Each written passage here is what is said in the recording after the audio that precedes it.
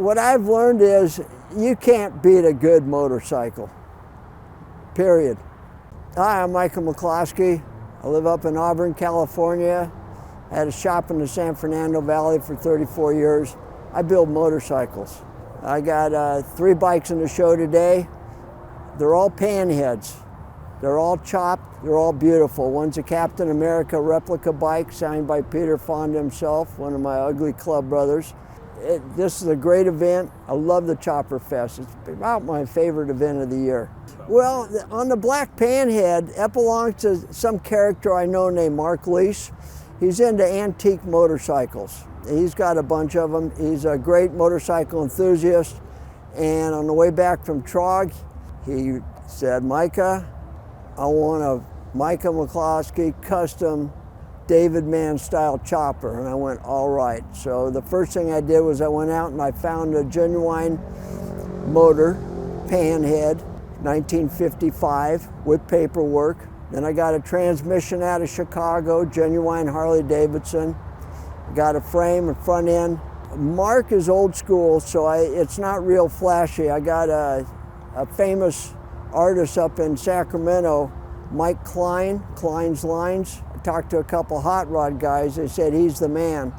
So I went to him and I told him I want some old school flash put on this black paint job for a guy that wants it toned down. And he did a great job. Handmade sissy bar, exhaust system, chain guard. That's the first S&S carb that came out. It's called a GAL, it's a side bowl.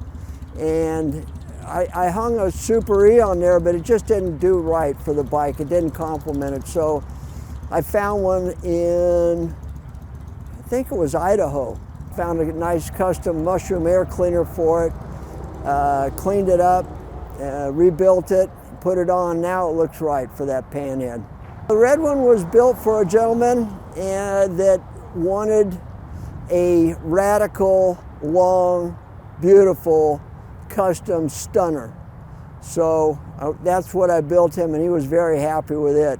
It's also Panhead with a Sugar Bear front end on it. Bear built the front end for me, built for that frame. I had Dr. John do the frame, and Vince at Conejo Valley Auto Body was the painter on that. He did a fabulous job. Well, I had a collector approach me. He wanted one, and there wasn't one available at the time, so I went ahead and I started collecting motors, transmissions, and then I got most of the stuff from Paco that looks like Captain America. They offer that stuff in the catalog. Rebuilt the motor, transmission, put it together, wired it, fired it up, and the customer was real happy with it. Peter signed the gas tank for him. I formulate in my head what it's going to look like, and then as I go, I make little changes to handlebars, sissy bar height, pipe angle, and all that to just what I think is nice. I don't draw anything out. No, I'm not a fabricator, so to speak. I rebuild my own motors, transmissions. I have all the equipment to do motors, sun and hones, boring bars, balancing equipment, everything, valve facers, hard seat grinders. But I build the bikes. I'll go to a fabricator's shop and I'll spend 2 or 3 days with them until it's just right. I don't say do this and leave. I'm right there, hands on. No, let's change that. I want it tucked in more. No, a little higher over here. No, that bracket shows too much. Let's put it over here. And I oversee the whole thing, even though I'm not personally welding it. I'm the guy that tells them where it goes. Bought a motorcycle in 1969, a 36 Indian Sport Scout. The motor started rattling and needed to be rebuilt, so I decided I'm chopping my first bike. I wasn't old enough to drink at that time, but I had the girder extended 12 inches, put a nice candy red paint job on it, flamed of course, had Von Dutch pinstripe it, and I was off and running. That was my first one, and I just finished my last, and that's been 55 years. So hopefully I got a few more coming down the pipe, we'll see. I'm on Facebook, and I'm easy to find. Micah McCloskey, Auburn, California.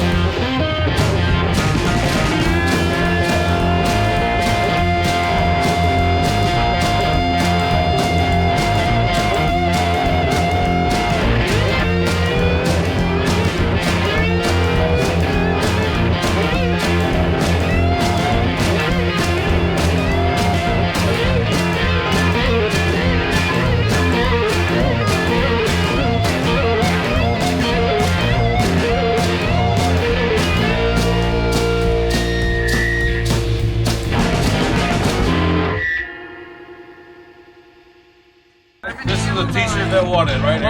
Right there. Very dramatic, right?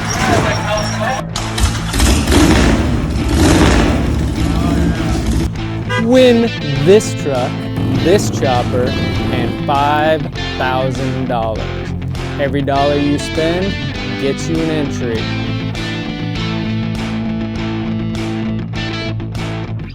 Hi, I'm Slim from Slim's Fabrication. I'm located in Yucaipa, California. I got a little old school shop over there. This is my Headhunter bike. It's got, for power, it's got two 1983 Mako 490 Reed engines. I coupled them together at the crankshaft with a 4340 coupler that I machined and cut the trans off the right side engine. So I'm running everything through the crankshaft and out the left side engine. The ignition is a 2.3 liter Ford distributor with 2 posts remove. So the engines run 180 degrees off. It has a HEI control module and a Chrysler coil. The frame is all hand built DOM.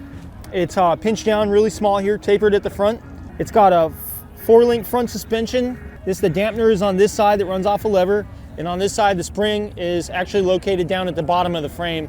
There's a load-bearing spring and a rebound spring. The frame is made to be super light. It's got an 18-inch front wheel, 2-inch wide thick tire, and the rim is a 140. Rear fender's a Crocker. Everything's minimalist here. I wanted a paneled tank, so I made a nice aggressive looking paneled tank. It's got two CR500 Keihin carburetors, and it's running a jack shaft assembly here, and the brake is on the other side. It's an Earhart mechanical caliper. The chambers are obviously chambers for the 2 strokes. They are calculated nicely. Magnesium rear wheel. This is a motion wheel. It's called a Fly Star. Cut my own sprockets. And it's a one-sided rigid, so there's nothing on the other side here. I used a Willwood Mustang 2 front disc brake hub on the back. This bike was built light just for the power and wanted it to look mostly like a slingshot dragster, with the front being very fragile and all the attention being on the engines and the powerhouse, and enough meat to put it to the ground. That's about the whole build. I hope you enjoyed it. Well, I'm kind of a big fan of Roth and a big fan of the cartoon hot rod culture. All hot rod cards and collector cards and any kind of art that has to do with hot rods and stuff to look really cartoonish and crazy, and I try and bring that to life in metal form. So, but they have to be functional. That's the biggest deal there. Everything's always functional, yep. Never bring a dead pony to the show. The Executioner is no longer here. It's sold and went down the road. Yep, and that was the bike that was really hard to see go because it got to showcase all my skill levels. I did plastic molding and forming, did painting. Everything on that bike was done at home except for the chrome. I did the paint, the striping, all the fabrication, everything on the bike, and it showcased my skill level to my peers. So it was hard to see that one go. The things I prioritize is power and style. I'm really not looking for comfort, just looking for style and speed. I keep some of my old builds around to see where I was at in that time of life, and I can see what my emotions were. And my emotions at that point in my life and what's going on in my life has a lot to do with my build and how it turns out. So yeah, that keeps me pretty driven to go look at the past and see the progression of time and stuff I've learned over the years and stuff that I've grown out of. And sometimes it reminds me and it keeps me in my roots, kind of slaps me down and tells me, you know, don't get carried away and try not to be affected by other things that are going on in the industry. I don't like looking at a lot of other stuff because influence sucks. You should be your own, do your own, and don't be influenced by anybody on the outside. I've always done fab as a profession since I can remember. Really got heavy into it when I was about 14 years old, and I'm 47 now, and I still find myself not being out of the shop anytime. I'm always in the shop. It's an everyday thing. It's a part of my life. Doing this bike was supposed to be a breather. It was supposed to be a little bit easier and not such a, it's just a breath of fresh air is why I was building this bike, because I thought it was going to be a quick, easy build. I wanted something simple that would have a really nice outcome, and it ended up being something I got carried away with, and I'm happy that it carried me away. The build built itself. I just followed along with it. It's not usually the simplest things, and I didn't really ever plan on it being 2 engines, but I wanted to build a single Mako chopper to make things simple. It ended up being the transmission needed some parts, and the guy had an extra bottom end, and when I got the extra bottom end, it would be foolish of me not to use both of them. On the inside of these engines that I do have just as much fabrication on the inside as they do the outside. There's a lot of modifications internally that I do to that affects the performance all the way around. So yeah, I like engine work because it puts me in a different mindset. The fabrication just kind of rolls and it comes easier for me, and it tones me down to do engine work. It makes me concentrate, smooth out, and get people away from me while I'm working. I just got to stay focused when I'm doing engine work. Well, you can come visit my site. It's located off my Instagram at Slimsfab. My store's in the header. I have handmade goods. Every Thursday I do a one-off item. When that one-off item's sold, it's gone. I just want to give a shout out to all my friends and supporters, my family, my old lady Shemaine, my kids Lincoln and Lexi, and my two brothers Wes and Aaron. And I'm very thankful and blessed to have everyone in my life and the support that I have from family and friends.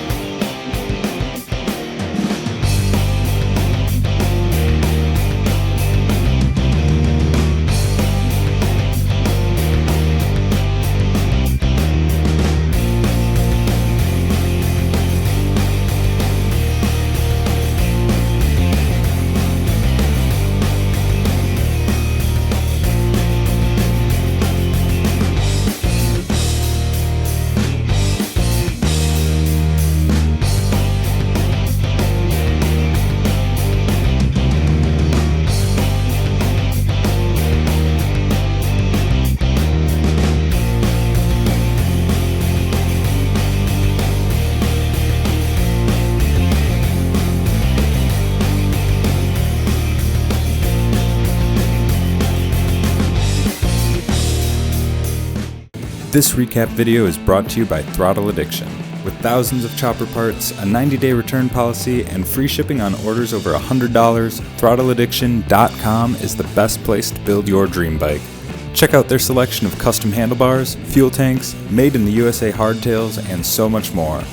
For more than a decade, Throttle Addiction has been manufacturing and selling the best custom parts on the market. Build, customize, and ride. throttleaddiction.com. My name is Luke Morris. I'm from Boise, Idaho. I own Chop Merchandise and also put on Party at the Pin. Came out here to bring out my 59 Panhead. It's an early 60s build. Originally it was an L4 bike, and then Michael Geltz got it, and then I built it into a show bike for Born Free last year. The original bike, the frame was originally modified by a guy named Moose, who was in the L4 and then when I got it, what I did is I ended up changing up the front tubes, replacing them. I built a new top motor mount, molded the axle plates, built a nice set of swept pipes for it, mounted the headlight down low, just because it kind of cleaned up the front end a little bit. It's got a 30 over mixed front end on it. Panhead's just 74 cubic inch, polished motor. I shortened up the linkered, kind of turned it into like a little crow's beak. And it's just a cherry red painted by Chemical Candy Customs. It's a Midwest style. What they do is they dovetail it in the back so it sits it down low, and then they go up about 5 inches in the front tubes, which is nice because you don't have to touch the neck at all. And so it rakes it without having to cut the neck at all, and just gives it a really cool squatty stance. Yeah, that bike is something that I've followed for a long time. It was one of my favorite long bikes of all time, and I was on a motorcycle trip through the Pacific, through Montana, and was in a motorcycle shop, and just happened to see it there. And I was like, holy crap, I've always wanted this bike. And so I made a deal with the owner, and then it's the only thing I could think of. And then Born Free had hit me up also and said, hey, we want you to build a bike. And it was like, I don't know, once I get my mind on something, that's really the only thing I could think of. So I was like, I'm gonna build this bike.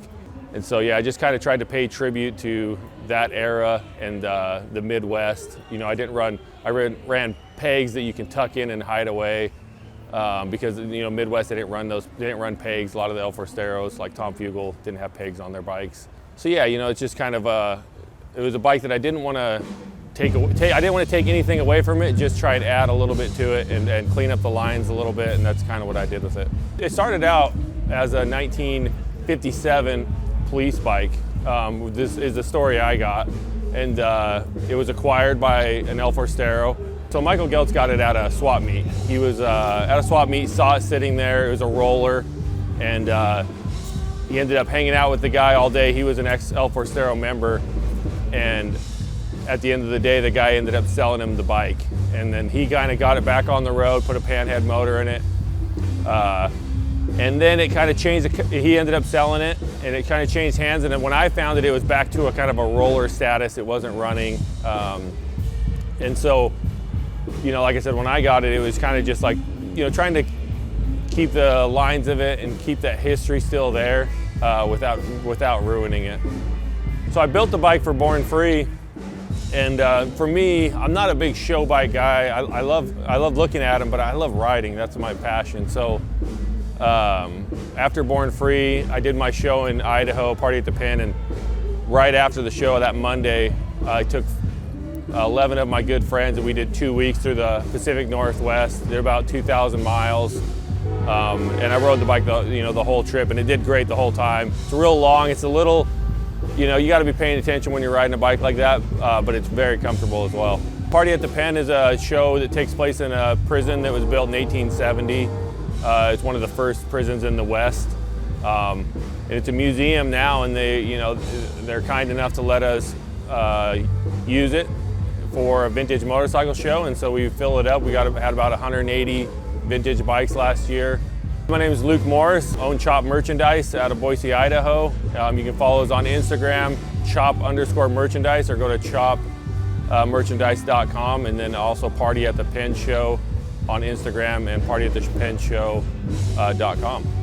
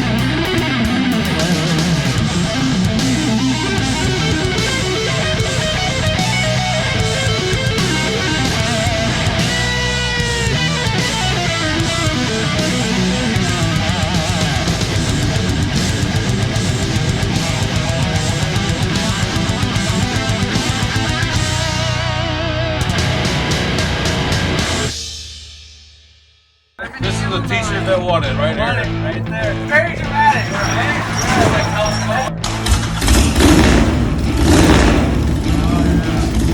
Win this truck, this chopper, and $5,000. Every dollar you spend gets you an entry.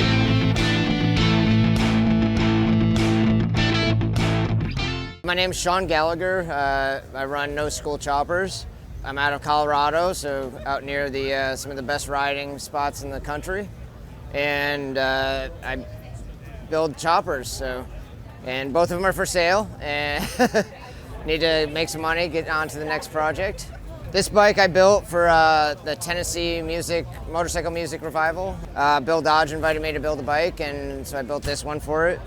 I had my friend Brian in Denver, Killer B, paint the bike, and he does just an amazing job. This one is, pretty much a stock frame, stock front end, a little bit. I think it's a 4-over Springer. I made the sissy bar, the exhaust, peg mounts, a bunch of other small parts on it. And it's a great rider. I've been riding it, rode it about 100 miles yesterday around California, which was pretty awesome. This one over here is a 48. This one I basically pieced together out of parts that I've had sitting around the shop.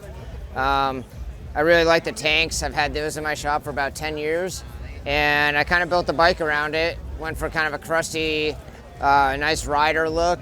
Made the sissy bar on that one. One of the details I really like on it are the little jeweled lights that I wired in with LED lights inside it. Yeah, the third bike that I have right now with me is a 53 pan shovel, which I built and Michael Lichter, the famed photographer from Easy Rider and everything, he invited me into his Motorcycles as Art exhibit up in Sturgis. So I put that bike in that show, which was such an honor. And then to top it off, he photographed it, and it was in the November of 2022 Easy Rider magazine. So that was a dream come true. But that bike I built around a old Dick Allen Springer that I picked up in Colorado at an old biker's house. And basically, being a nice long old vintage Springer, I had to do a frame that was proper for it. So it's 52-degree rake, which is pretty wild. Had my friend Ryan Gore do some work on the gas tank. It's kind of hard to describe, but it has like insets and everything. And then again, I had Killer B paint it. I mean, I'm a Panhead guy. I love my Panheads. I like a stock rake frame. I love, maybe a 2-over Springer. And, like this bike right here really is just kind of my go-to style. In the last couple of years, if I've gathered some parts that I think are worth using on a build, I might build around that. So that long bike, having a Dick Allen original Springer was really cool. So I didn't want to just kind of sell it off, so I just built a bike around it. As a business, No School Choppers is mainly side mount license plate brackets and taillights. And the main taillights I use are 28 Ford and 33 Ford taillight housing, which is like this right here. And then my wife we started making these custom lenses, and my wife hand carves all of these molds that we use. So this one right here is the Willie Nelson light, and a lot of people would know us also by our Easy E taillights, kind of the go-to products for No School Choppers. It's like she carves the original, and then out of that and a few other processes, I'm able to make an actual mold that I then use an epoxy resin to fill that mold and make the lenses. She's an artist, does a great job, and it's quite time consuming. So, thanks for having me out here talking to me about this. Again, my name's Sean Gallagher with No School Choppers. Check me out on Instagram, No School Choppers. Hit me up, follow me, send me a DM if you need any questions on builds or help with parts, or if you want to buy a chopper.